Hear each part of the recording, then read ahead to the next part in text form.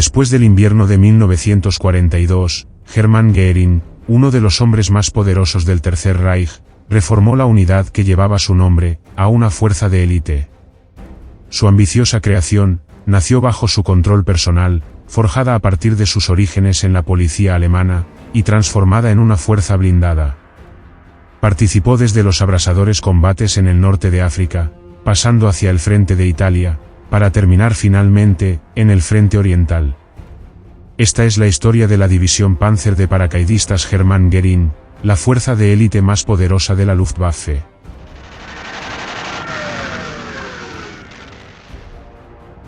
Después de que Hitler llegara al poder, a fines de enero de 1933, Hermann Göring fue nombrado ministro de Interior de Prusia, con el objetivo de combatir a movimientos comunistas en la región. Un mes después, el 24 de febrero de 1933, Göring, al mando de la policía prusiana, creó el batallón de policías Becke, para usos y fines especiales. Su objetivo era de formar una fuerza policial absolutamente leal al régimen. La unidad llevaba el nombre de su comandante, el mayor policial, Walter Becke, un veterano de la Primera Guerra Mundial, y miembro del Partido Nacional Socialista.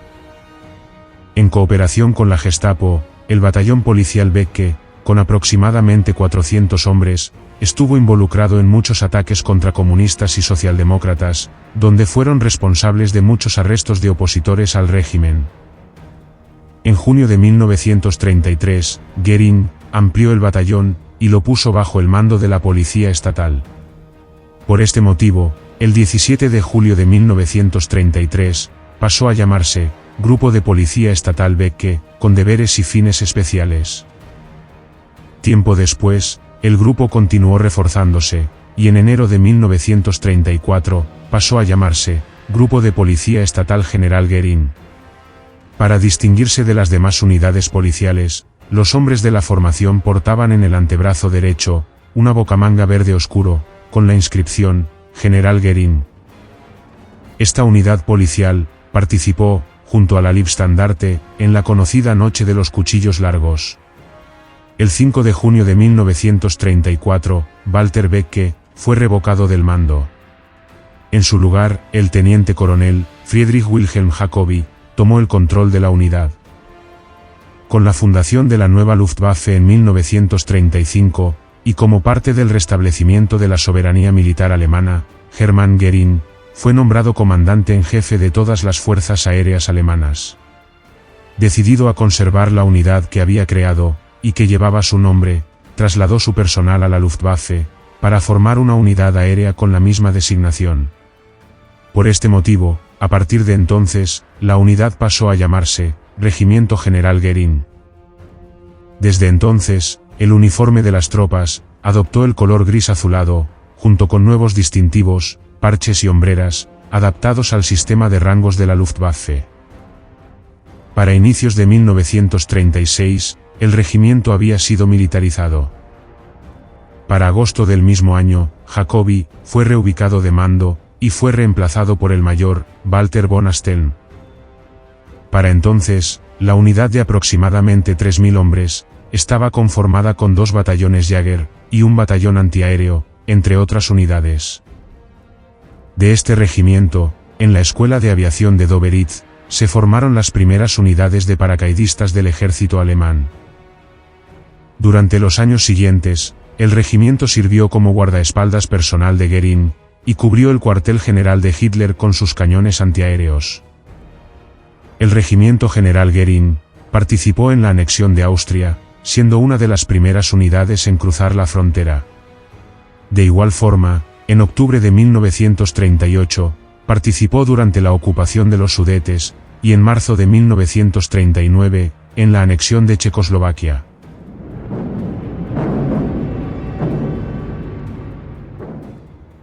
El 1 de septiembre de 1939, inicia la Segunda Guerra Mundial con la invasión a Polonia.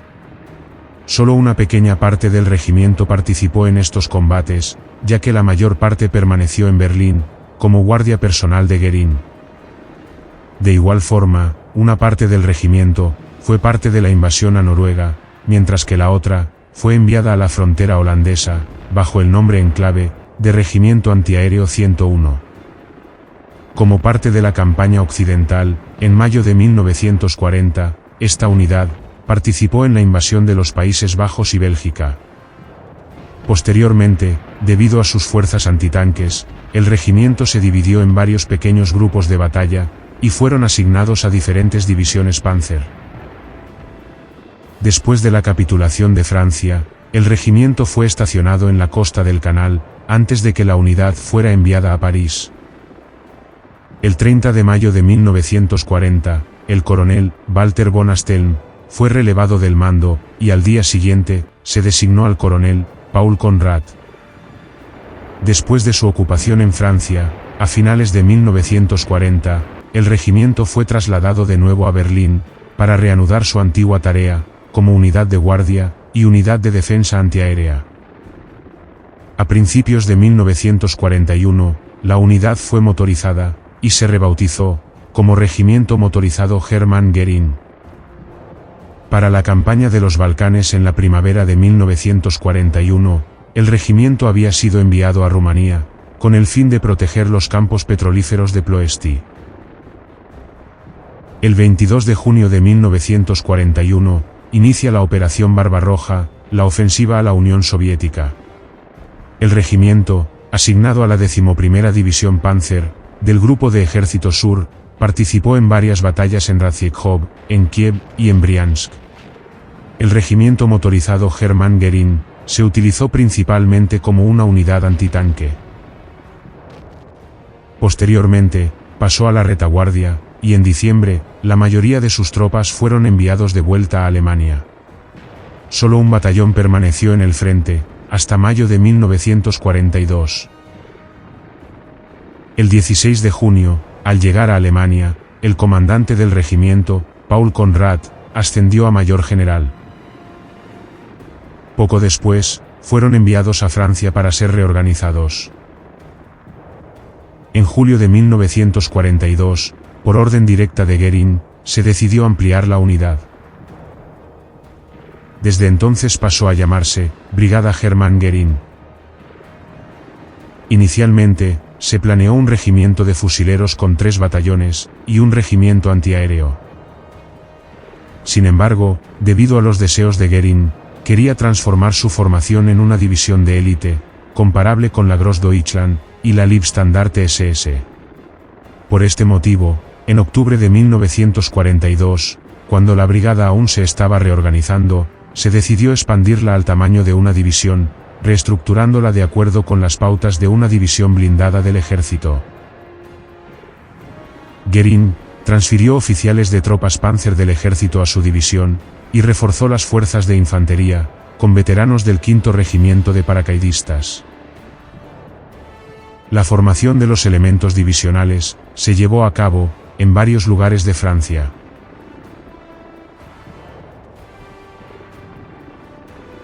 De todos modos, varios miembros del personal de la Luftwaffe fueron transferidos a escuelas del ejército para entrenar y prepararse como oficiales de unidades Panzer.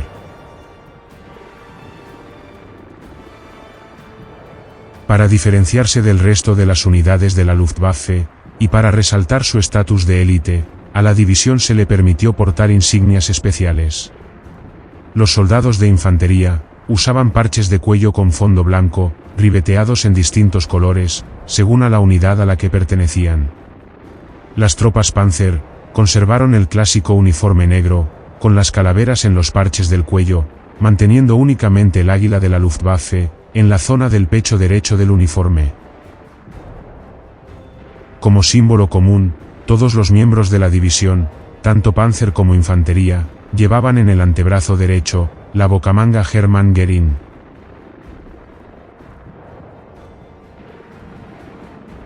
La división Hermann Göring, activa oficialmente desde octubre de 1942, sobre el papel, estaba organizada de la siguiente manera.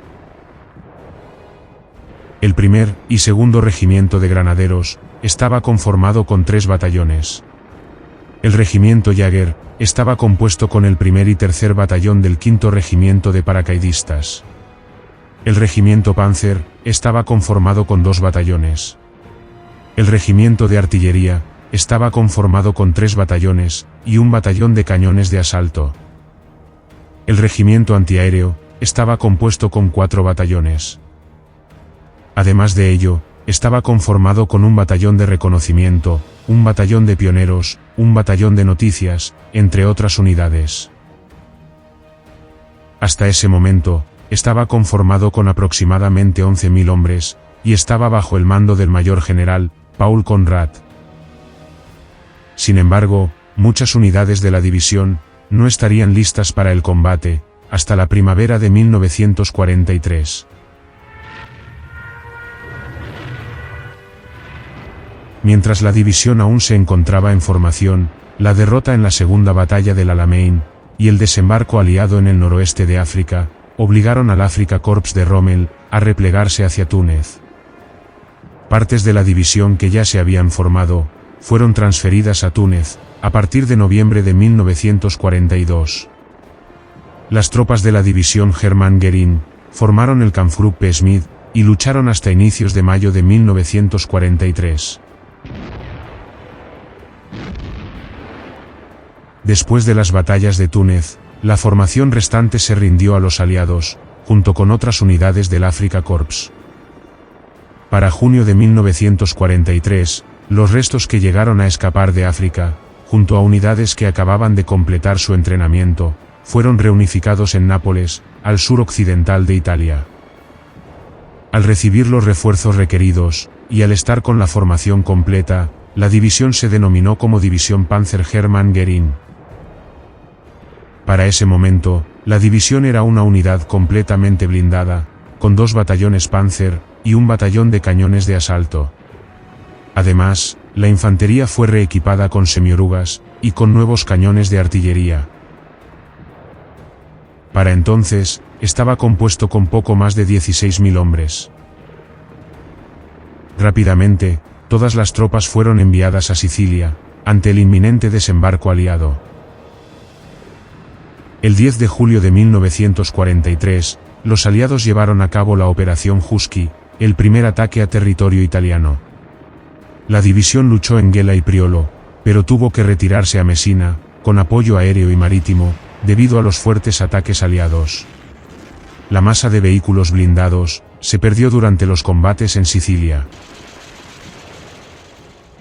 Meses después, el 1 de septiembre de 1943, el comandante divisional, Paul Conrad, ascendió a teniente general. 7 días después, el 8 de septiembre, tras el armisticio firmado entre Italia y los aliados, la división participó en el desarme de las fuerzas italianas. Al día siguiente, los aliados desembarcaron en Salerno. Rápidamente, las tropas de la Hermann Göring fueron enviados para sellar y detener el avance aliado. Sin embargo, después de un corto tiempo, las fuerzas alemanas tuvieron que retirarse a la línea Volturno, y más tarde, a la línea Gustav. Al llegar, se retiraron del frente, y fueron enviados a la retaguardia para su reorganización y su refuerzo. Durante la retirada, se dieron los primeros crímenes, por parte de miembros de la división. Permanecieron en retaguardia, durante los meses siguientes. Cuando los aliados avanzaron más al norte, hacia el monasterio de Montecassino, tropas de la división se pusieron a disposición de los monjes, para poner a salvo los tesoros culturales únicos. El 17 de enero de 1944, inicia las encarnizadas batallas de Montecassino, donde la división fue enviada de nuevo a la línea del frente. El 22 de enero de 1944, tropas estadounidenses desembarcan en Anzio, tomando por sorpresa a los alemanes. La división Hermann Göring fue una de las primeras unidades enviadas a la zona, combatiendo en Cisterna y Minturno. A mediados de marzo, fueron enviados al norte de Italia, para luchar contra los partisanos. Para abril de 1944, la división volvió a renombrarse, como la División Panzer de Paracaidistas Hermann Göring. Era solo un título honorífico, debido a que muchos de sus miembros pertenecieron a unidades aerotransportadas. El 15 de abril, el teniente general, Paul Conrad, dejó el mando de la división, y fue reemplazado por el mayor general, Wilhelm Schmalz. Durante el resto de abril, la división volvió a reorganizarse y a recibir refuerzos. Ante la amenaza de un desembarco aliado en Francia, se planificó transferir a la división, pero la ofensiva aliada del 12 de mayo frustró el traslado, obligándola a desplegarse nuevamente a Neptuno, para enfrentar a las fuerzas estadounidenses que avanzaban desde Anzio. La división Hermann Göring, superada por las fuerzas aliadas, se retiró hacia el sureste de Roma, para cubrir la retirada de otras unidades alemanas. El 4 de junio cruzó Roma, declarada ciudad abierta, para evitar su destrucción. Posteriormente, continuó hacia Florencia, estableciéndose en la línea del Arno. En la zona de Arezzo, durante la retirada, la división sufrió constantes ataques de partisanos, y como represalia, cometió numerosos crímenes contra civiles italianos. El 15 de julio, la división se replegó del frente, y se alistó para su traslado al frente oriental. Durante este periodo, varios oficiales veteranos, y parte del Estado Mayor, fueron transferidos a otra unidad, para formar la segunda división Panzergrenadier Hermann Göring. Junto a su división hermana, quedarían integradas en el futuro cuerpo Panzer Hermann Göring.